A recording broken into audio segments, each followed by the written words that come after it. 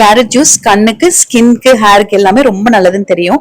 ஆனா கேரட் மட்டும் இல்லாம அது கூட இஞ்சி, மிளகெல்லாம் சேர்த்து ஜூஸ் போட்டு குடிக்கும் போது ரொம்பவே நல்லாவும் இருக்கும். நமக்கு சளி தொந்தரவும் கம்மியாகுங்க.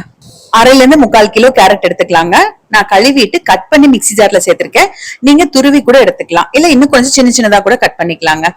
இப்ப இது கூட நல்லா ஒரு பெரிய துண்டு இஞ்சி, 1/2 கிலோ கேரட்டுக்கு ஒரு துண்டு இஞ்சி 2ஆ வெட்டி சேர்த்திருக்கேன்.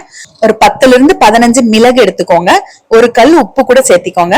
சின்ன பசங்க குடிக்கிற மாதிரி இருந்தா மிளகோட அளவை கம்மி பண்ணிக்கோங்க. ஒரு டம்ளர் அளவுக்கு தண்ணி ஊத்தி கொஞ்சம் நல்லா நைஸா அரைச்சிட்டு சூப் வடிகட்டுற வடிகட்டியில நான் வடிகட்டுறேங்க.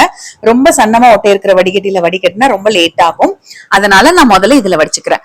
இப்ப இதோட சக்கை நல்லா பிழிஞ்சு எடுத்துட்டு இந்த சக்கையை திருப்பி மிக்ஸி ஜார்ல போட்டுட்டு திருப்பி 1 அல்லது 1.5 டம்ளர் தண்ணி ஊத்திட்டு திரும்ப அதே மாதிரி வடிச்சு எடுத்துக்கோங்க. 2 தடவை நம்ம வடிச்சு எடுத்திருக்கோம். நல்லா அந்த சக்கை எல்லாம் எடுத்துருங்க.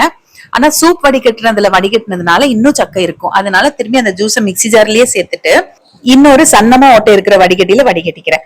முதல்லயே நம்ம இந்த சன்னமா ஓட்டை இருக்கிற வடிகட்டியில வடிகட்டினா ரொம்ப லேட் ஆகும். இப்ப இந்த ஜூஸோட 1/2 மூடி லெமன் பிழிஞ்சுக்கிறேங்க. உங்களுக்கு அசிடிட்டி ப்ராப்ளம் இருந்ததுன்னா லெமன் விட்டுருங்க. 2 அல்லது 3 ஸ்பூன் நாட்டு சக்கரை சேர்த்துட்டு மிக்ஸ் பண்ணிட்டு அப்படியே குடிக்க வேண்டியதுதாங்க. பீட்ரூட் ஜூஸும் இதே மாதிரி போடலாம், நெல்லிக்காய் ஜூஸும் இதே மாதிரி போடலாம்.